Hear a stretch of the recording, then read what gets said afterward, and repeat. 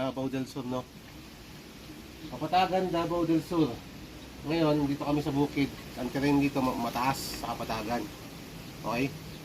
Ngayon, dito kami, i-invite lang kami ng client namin kasi naghukay na sila dito. Almost ilang feet na to, boss? 26. 26 feet itong hukay nila. Ito. Ito. Yan. So, yan, malalim na yan. Tapos ito yung unang hukay nila. Dito. Yan yung unang hukay 26 nila. rin. 26 feet din. Malaki na. Ibig sabihin, wala pa silang natamaan dito. Saka dito. Yan. Ngayon, may mga nakita ko dito mga sign na legit, yung iba hindi. So, dalawa lang, legit tsaka hindi. So, may pang ilad, may tinood. Yan, dalawa ba? No? Eto, kung titingnan natin sa taas, X yan. Tawag dyan, line of pressure site. Linya lang yan, ibig sabihin, naka-pattern yan dun sa kabila. Naka-layout yan, ibig sabihin, naka-direction dun sa taas. Tara, puntahan natin. So, kaya mo pumunta dito? No? Ang sunod do? Ang naman sila daw. Ayan, sa taas. Ayan, may nakita tayong mga boulders dito malaki. Diyan ka lang ha. Kung titignan natin yung yung bato, naka-pyramid. Naka-pyramid type. No? Ayun ang pyramid type. Ibig sabihin yan, may pressure dito sa site na to. Kasi pyramid type. Ngayon, ikot ka dito sa akin. Ikot ka. Yan. Yan, dito ka. Ito. Meron na tayo dito ang bato. 1, 2, 3. Tatlo. No? Tapos, meron dito. Dito ka. Bato. Kung titignan natin to, naka B. Ibig sabihin directional. No? Ang tatamaan niya, yun. Kasi, naka B din. Pakita mo. Likot. Ayan o. Pakita mo yung B ito daw. Ayan o B o. B. B sign. Ibig sabihin, ang tatamaan niyan, directional. Ito. Tak. Ayan. B. Okay. So, ganda nito. Pwede pa siya upuan. Parang upuan ba? No? Parang nagpapahingay hapon, dito sa uupo. Ngayon, ito na. So, ibig sabihin, naka-B siya. Tingnan pa natin itong batong to, naka-telescopic. Butas na yun. Pakita mo. Baba. Yan sa baba. Yan. Yan, pasok yung kamay ko ha. Pasok kamay ko. Yan. Naka-telescopic, ayan no. Sabihin no. Telescopic, meron entry point sa baba. May entry. Opening entry. Doon sa baba. No? Pero ang target niya pataas kasi kukompasin natin. Kung ikukompas ko, gamitan ko ng kompas. Yan. Nasa southwest orientation siya. Ibig sabihin, ang tatamaan ko dyan, yun, boulders. Ayan, ayan, boulders.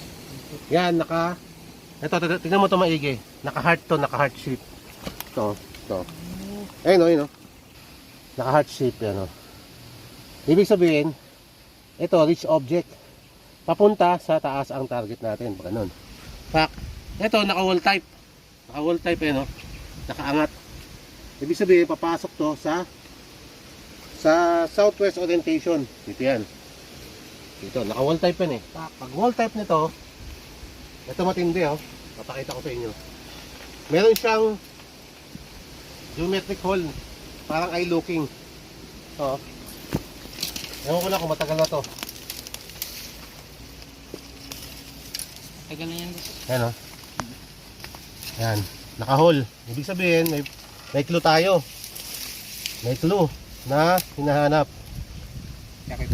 Yan. Nasa southeast orientation. Ang southeast orientation mo, mayroon dyan punong nakaraan. Meron. Dito. Malaman nakabaon. Siguro. Dyan lang. Hindi kundi bamboo. Yan lang, bamboo or kaya lumang puno ang hinahanap nito. Southeast. Ngayon, ito na yan, babanggayin yan. Hahanapin nyo to eh. So, ano yan? Dito naka-layout yan. Yan. So, ito kagandahan, sir. Ito, tingnan mo yung side view. Pasok ka dito, sir. Tingnan mo maigi. Ibig sabihin, terrain formation eh, no? Yan, pababa, oh. Ito, ibig sabihin, ito yan. Pababa. Itong bukid dito, pababa. Yan, oh. Yan, parang sino yan. Tapos, ulo ng pagong. Katawan, parang ulo. Yan. Ayan, oh. Yan mga, pakita ko maigi, ah. Ito yung terrain formation. Yan, dyan nga lang. Ayan. Ito yung bukid sa taas. Oo. Pababa. Ito yung ulo ng pagong. Ito yung katawan, terrain, katawan. Ngayon, ito, pinabangga niya yon telescopic sign. Tinitignan niya. Ngayon, yung entry mo, nandun, papasok doon. Ibig sabihin, mayroon itong tunnel dati. Diyan sa baba. Sa baba, papasok dito sa Itaas. taas. Galing doon sa creek. No, parang naka-close lang ba? Posible naka-close doon sa baba. Ngayon, pagpasok dito, papasok yun dito. Para sa akin, ang item dito, kasi naglalaro sa ano yun eh. Ang lalim ng butas, 3 inches eh. So, ibig sabihin, 3 metro. Papasok yun dyan, dyan oh. Dito. Posible dyan, yan oh. Dito. Target. Yan. Oo.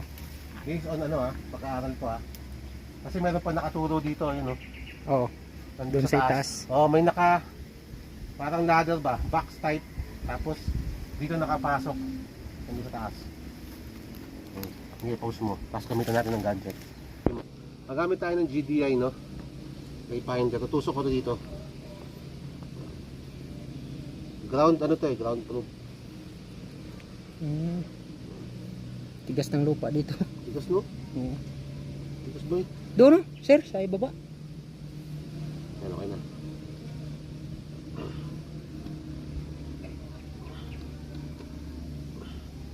Ito, makakadetect siya kung gaano kataas yung reading ng gold.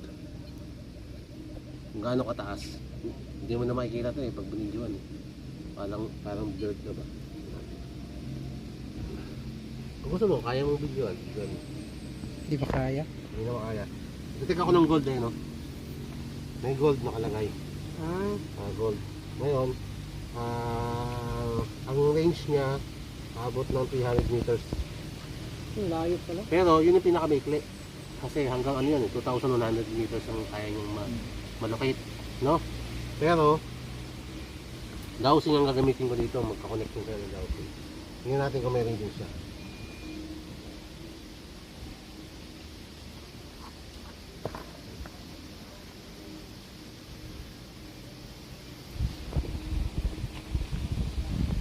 Meron siyang reading, boss.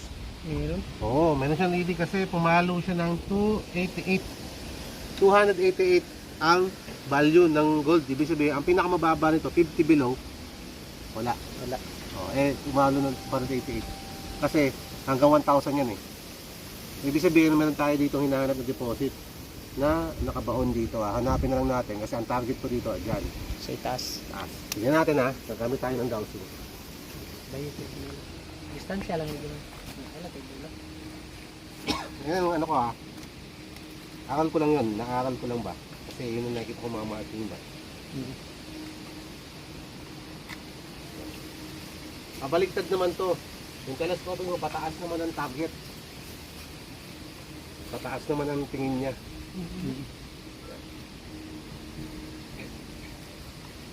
Okay, ngayon. Gamit tayo ng compass. Kunin natin yung north. Kasi kailangan natin kunin yung north kasi magnetic north yan eh.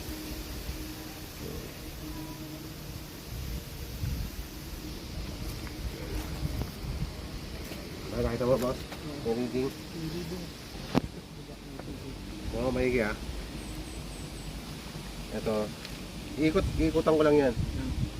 Okay.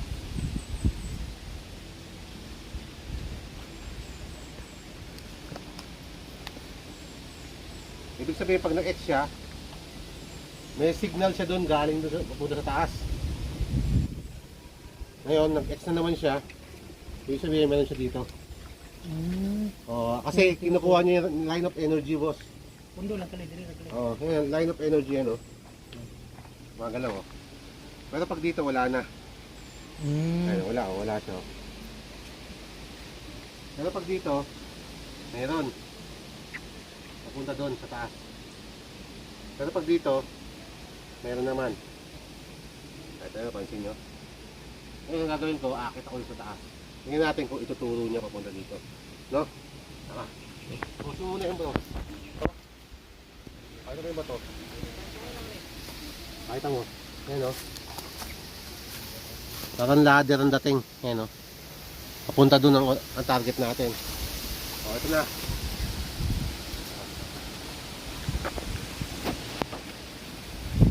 Ayan o. Diba?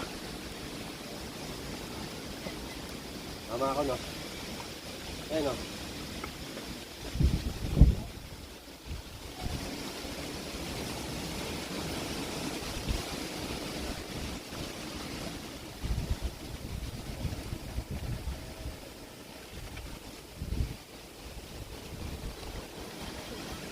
Diba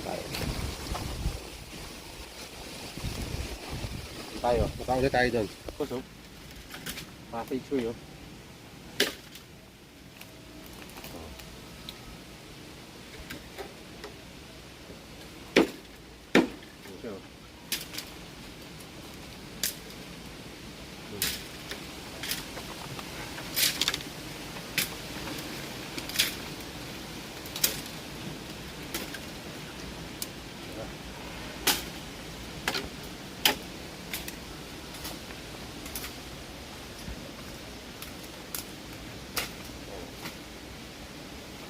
Yan, ganyan. Yan. Kasi, kung na ganyan yan, yan yung target natin. Yan ang kali.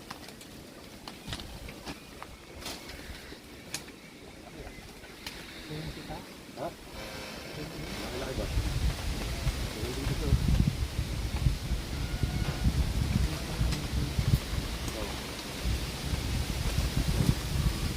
Yan mo, tingnan nyo.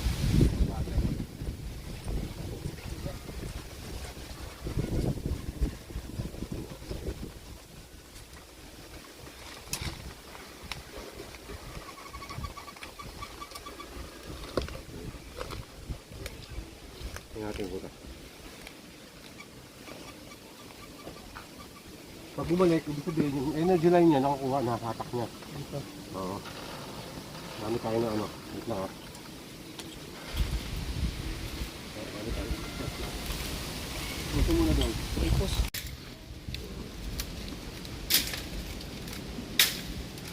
Tapos, ito. Detect tayo ng gold. Yan.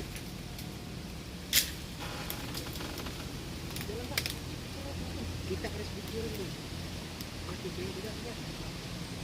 Okay, naka-gold ako ha.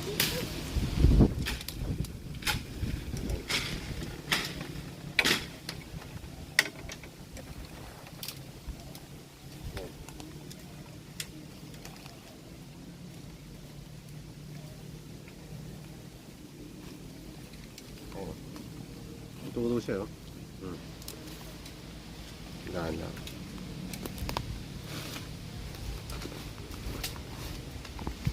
Yan kilit eh.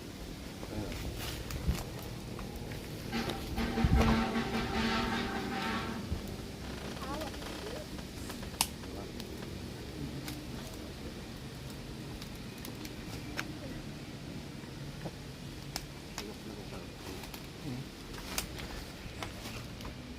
Yan ang taas, eh.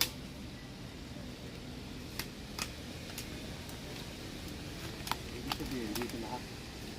Ayan yung ano, marker, oh. Naka-down dito. Ito siya, gamitan ko pa siya doon. Naka-ladel. Ito siya.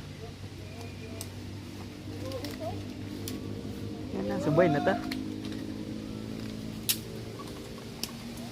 Kapulit to. Okay, ganito. Raw, dala nito. Ayun, oh. Balay.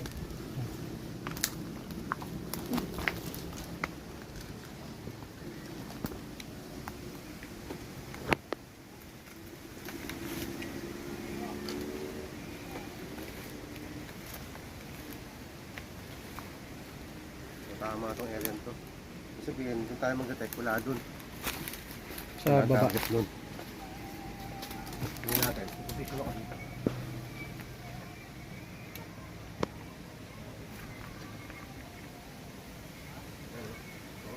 Dito siya tuturo. Bumabalik eh.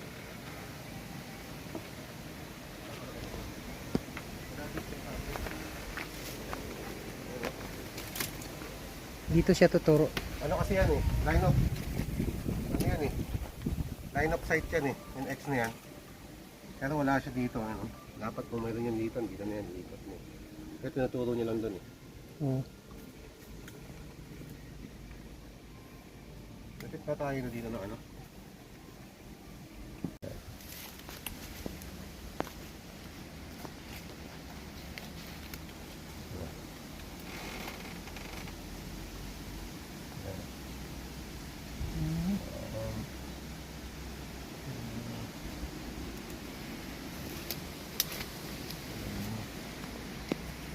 Ayun siya. Ay, tama yung red. Oo.